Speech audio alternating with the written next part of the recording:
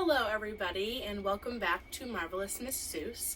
Today I'm going to be reading a Magic School Bus book called Glacier Adventure. Magic School Bus was one of my favorite books when I was a kid, and I really liked watching the little episodes too.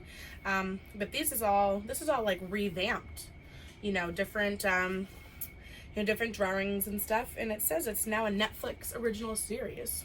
So I might have to watch that during this time at home. So Magic School Bus Glacier Adventure. Meet Miss Frizzle. No other teacher is like her. She takes her class on wild science field trips. They go on her magic school bus. It twirls and whirls and can go anywhere. Where will the bus take them today? D.A. is practicing a story in front of Miss Frizzle's class, but her story has too many facts and figures. The class is bored. D.A. is supposed to tell the story at a festival tomorrow. How can I wow everyone if I'm not a good storyteller, she sighs. Suddenly, Miss Frizzle appears. To tell a great story, you need to feel what you're saying. You need a story that's earth-changing.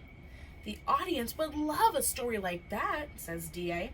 Let's put practicing on ice and find you a story, says Miss Frizzle. The magic school bus turns into an airplane. Miss Frizzle and the kids fly away. Wow, look at that glacier, shouts Carlos. What's a glacier? Asked Tim. It's a river of ice that only forms on land and is always on the move, says D.A.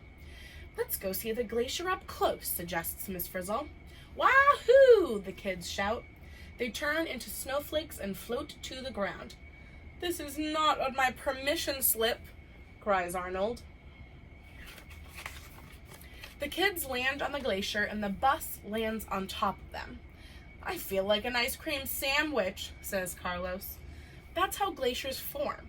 They are built layer by layer out of snow, ice, and stuff that sticks to the ice like dirt, Miss Frizzle explains. I wonder how many snowflakes it took to make Earth's glaciers, D.A. says. Can I use the bus's calculator? I don't think the bus has enough power for that math. We need all our power to climb the glacier, answers Miss Frizzle. Miss Frizzle, the math will be so cool, pleads D.A. Miss Frizzle agrees, but the calculator uses up all the bus's power. Suddenly, the wheels stop moving. Uh-oh, now the bus is sliding down the glacier. Ah! Everyone screams. The bus skids out of control. When it finally stops, only D.A. and Miss Frizzle are there. Where is everyone? D.A. cries. Let's find them, says Miss Frizzle. Miss Frizzle calls Ralphie and Carlos on a walkie-talkie. Welcome to 130,000 years ago. We went back in time, asks Ralphie. No, the ice has air bubbles from the past trapped inside it. Those air bubbles can tell a very interesting story, Miss Frizzle says. Suddenly, magic bubbles fill the air. They take the boys back to 130,000 years ago. Whoa, we're cavemen, says Ralphie. And there's a saber-toothed tiger. Cool. Not cool. He looks hungry, cries Carlos. Run! The boys' adventure ends just in time. Look at all this data from the ice. I even know the temperature from 130,000 years ago, D.A. says. Next, the magic bubbles take Giotti and Arnold back to 20,000 years ago. This guy walked here from the other side of the world because the ocean was so low, says Giotti. Did he bring lunch with him? Groans Arnold. Anything is better than this. Afterward, D.A. tests the air bubbles from 20,000 years ago. The temperature has only changed a little between the first time and the second one. I wonder what will happen next, she says. The magic bubbles take the kids to find Tim in the year 1800. D.A. tests the air. It's not much warmer now than it was 20,000 years ago. Wild. Too wild, says Carlos. We have to get out of here before that volcano blows. Next, the magic bubbles take the kids to find Keisha in the year 1970. No saber-toothed tigers here, just cars, factories, and wacky clothes, Keisha says. DA is busy doing research. These numbers are crazy. In the last 170 years, there has been a huge temperature rise. Finally, the magic bubbles take everyone back to Wanda, who's waiting on the glacier. Does the data show that it's warmer now than it was in 1970? DA asks. DA, be careful over there. It looks like the glacier is melting, Wanda says. Suddenly, the ice breaks apart and Wanda falls. Hang on, cries DA. She tosses down a rope, but she's not strong enough to pull up Wanda. Miss Frizzle, help, cries DA. The bus quickly pulls Wanda to safety. Wait, where's my tablet? DA asks. It has all my data. I can't tell my story without it. Sorry, DA, it's time to go back, says Miss Frizzle. But my story is trapped in the ice, says DA. Then we'll take the ice to go, like scientists do. We'll drill down and get a core sample, says Miss Frizzle. Back home, it's almost time for the festival.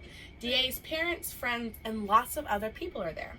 My story is going to amaze you, she tells them.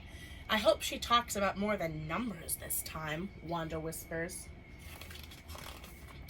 What was Earth like 130,000 years ago? This ice core sample from a glacier is going to tell the story with me, DA begins. Bus, do your stuff, she continues. The bus shows pictures to help DA tell the story. Long ago, there were woolly mammoths and saber-toothed tigers. Back then, the weather was warmer and there was more water in the oceans, says DA.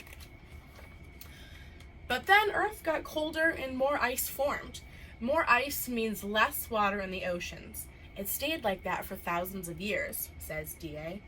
Around 200 years ago, we started making cool stuff like planes and cars and factories. But some of these things make smoke and gases like carbon dioxide that go into the air, says DA. These gases trap the sun's heat and keep it close to Earth, DA continues. This caused the temperature to get warmer. Ice started melting, which added more water to the oceans.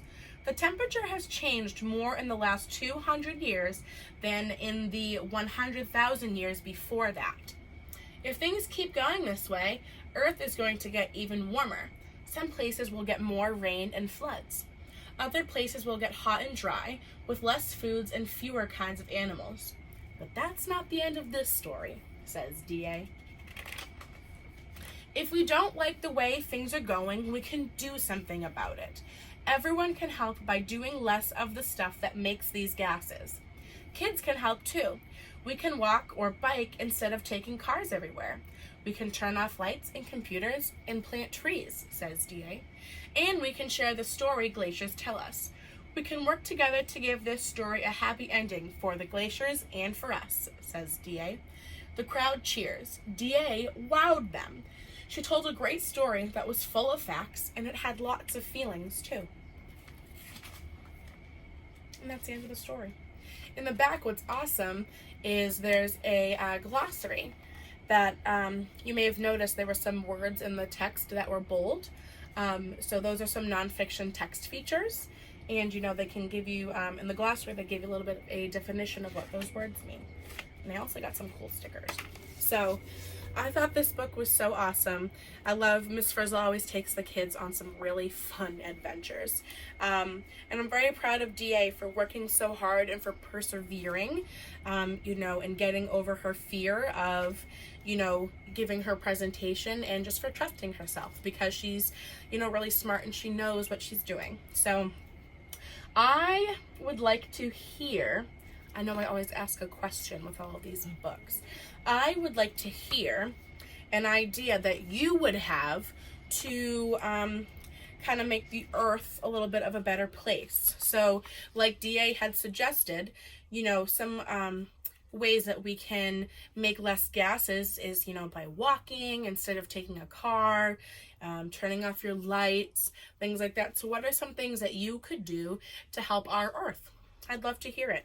Earth Day will be coming up in a few weeks here in April, so you can get you some ideas going right now and think of ways that you can help our earth.